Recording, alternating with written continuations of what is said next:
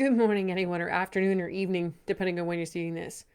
I had a pivotal experience this morning, and it's the first time in my life I've ever spoken to someone who also grew up in a cult and left it. And I've never spoken to someone like that before. So, for most of you who know me, you know that I grew up in a very fundamentalist household. I've written some stuff above where you can see the no's that I lived with. And in 2008, I left it. And it was an incredibly jarring experience. And I've always been curious about what it's like for other people who grew up in a cult and left the cult. And today I had a conversation with someone all the way from Australia because he had left a cult recently, but he didn't know what to do with it. And I don't know, again, don't know if you've ever left a cult, but if you do leave a cult, here's how it feels. It feels jarring. You don't know how to act. You don't know what to do. You don't know how to interact with people because when I grew up, I wasn't supposed to interact with the world. That was bad, right? You had to live in the world because that's what I used quotes because that's what they called it, capital W world.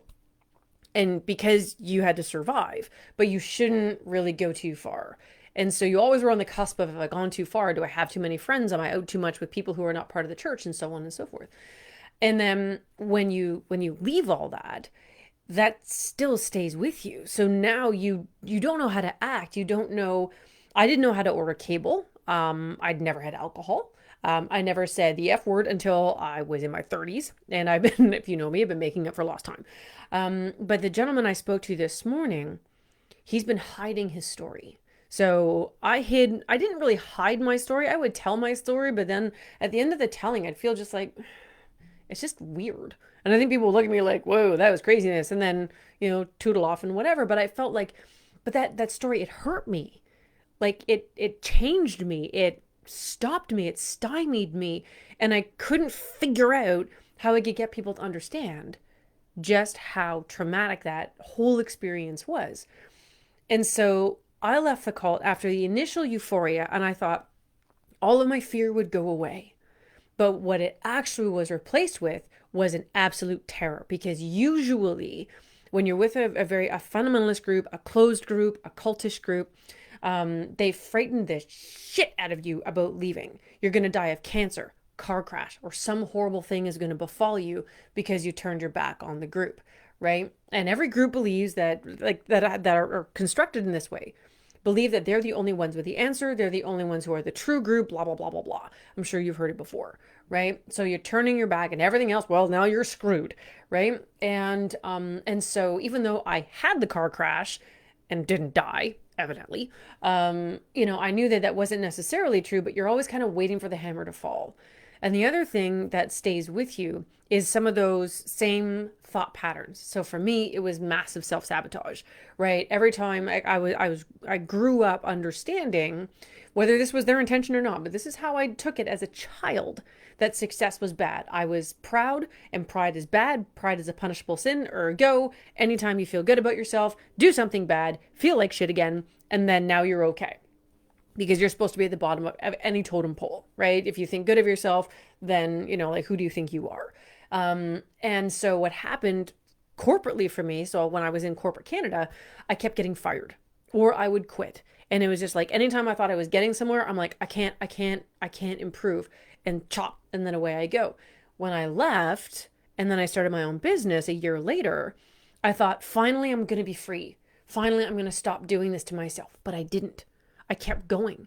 I kept redoing my business model every 12 to 18 months. Stopping something, hiring a group of coaches, firing the group of coaches, starting a consulting business, stopping the consulting business, doing masterminds, killing the masterminds. And it kept going and going and going. And then I built my agency and it was great, but I was working my ass off, like 90 hours a week. And I couldn't figure out, how do I stop this? I couldn't figure out why, even though my agency was making almost $1 million a year and it was great, team of 14 people, blah, blah, blah. I should have been happy, wonderful new husband, beautiful home, lovely cars, great, adjusted children. And I'm like, I feel the same as I did when I was in the cult. And that made no sense to me. So what I realized, and what I helped this gentleman in Australia with today, is to take this story, and this goes for anyone, whether you grew up in a cult or not, anyone who has a traumatic experience that has somehow changed you, that is somehow walking through every day with you, and you say, what's really going on, and how do I use my story for good? So as a coach, I use those traumatic experiences that I went through growing up and then into my 30s to help other people who are dragging their own story along with them and aren't able to release it. So if you have a story that you aren't sharing, maybe you feel ashamed of it, right? And again, leaving a cult can leave you with an incredible sense of unworthiness because you're usually behind. You've been held back because you're supposed to be. You're not supposed to be like everybody else. Remember, success is bad. And so, the gentleman was saying that he'd gone to a private school, when he was younger. And now that he's exited out, I'm not too sure how old he was, but let's call him my age. So 25. And so he left that and he's looking at his friends. They're lawyers, they're doctors, accountants. They've got families and children, and they're so well adjusted. And he's at zero, or at least that's where he feels he is, right? And that's generally where you feel you start when you've left a cult. You're at zero. And what the heck do you do now? And how do you not let that experience mar your ability to accomplish whatever you want in life? How do you catch up to those people? How do you feel that you are worthy of having been with them and that you can earn your way into those upper echelons? And that unworthiness, that self-sabotage, those behaviors, those actions, you need to be able to address them and how your story has created them.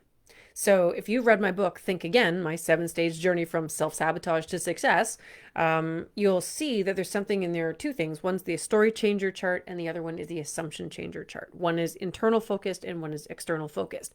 Same process. What is the story you're telling yourself? I'm not worthy. Success is bad. I'll never catch up. Everyone's so much better than me, right? Whatever story that you're telling yourself, I have to be perfect. I have to exceed everything that someone has ever set out for me, right? I'm not living up to everyone else's expectations that they set for me when I was a child. I'm supposed to be the high achiever and I'm not, right? You take those stories and you say, where did they come from? Just so that you understand what I call the original hurt. But where you go from there is to say, what's something else that I can say to myself? So if the story is, I have to be perfect. Maybe another story is, I'm actually very capable. And so what that does is it releases the burden of having to be perfect and replaces it with, I'm going to figure this out. I believe in my abilities to figure something out. And I've watched people make that exact transition and just blow up, right? In a good way, right? Sharing this newfound energy, this feeling of whatever they want to do is completely possible now. Whereas before, that I have to be perfect locked her into a box, right? If it's I'm unworthy, maybe a new story is I have value. I have something to say. I have a story to share. And because you have a story to share, there's value in that story and you can help someone else not feel that way anymore, right? Which is what I've done with my story. How do I help people? Now, again, this is the only guy I've ever talked to who grew up in a cult and left it. But I help my clients because everyone has experienced trauma, big T, small t trauma, right? And that affects you and it can be dragged with you all the way through your life. And some people hide it. Some people tell the story, but it never gets anywhere, right? And they don't know what to do with it. Psychologists and counselors and stuff, they're incredibly important people, but often the practice is designed to say, here you are and what got you here. What gets people stopped, and this is where I come in as a coach, is to say, here you are. But now how do we get you here? Let's go forward. And this is where your story can be used to not stymie you, but can be used to propel you. But it's your job to figure out how is it that you can use your story for good. This makes me so emotional when I talk about it. Liz, I'm so glad that you hear this. And I'm really glad for everyone that's listening to this story, because cult or no cult, our stories define us unless we use this shit as fertilizer.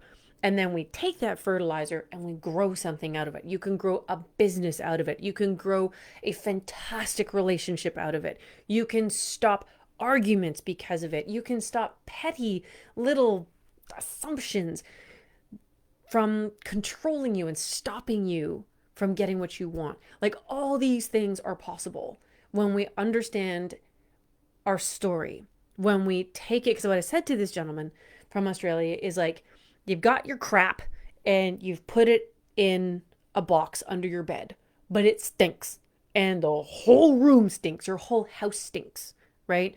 So until you take that box out from under the bed, you look at it for what it was, acknowledge that it happened, right? Validate that it was hard, validate that you probably didn't ask for those things to happen to you. And then you say, and how do I use this for good, right? How do I use what am I going to do with this? How am I going to change my story? So the crappy part is all those things that are just, they're not serving you anymore.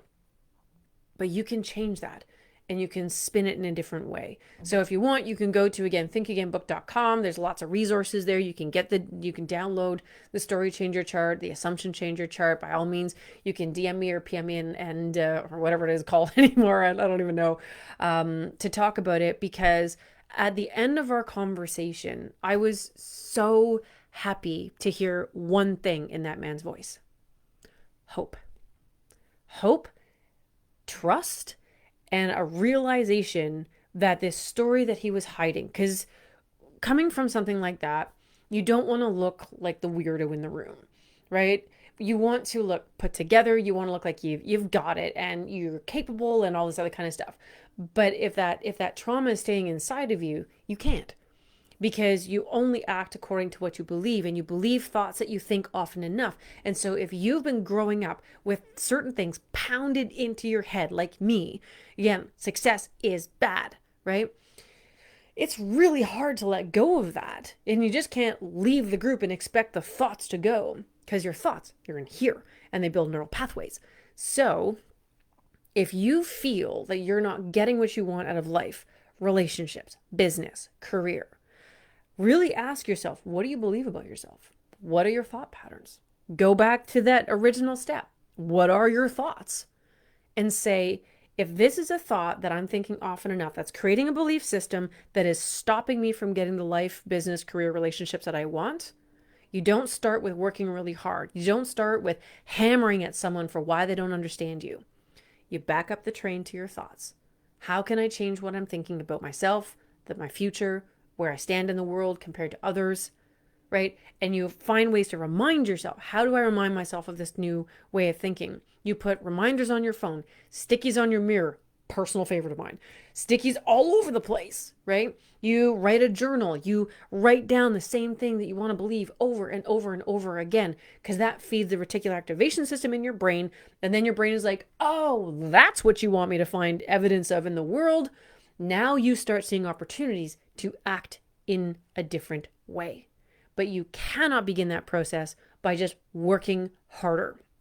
Trust me, that's what I thought I had to do.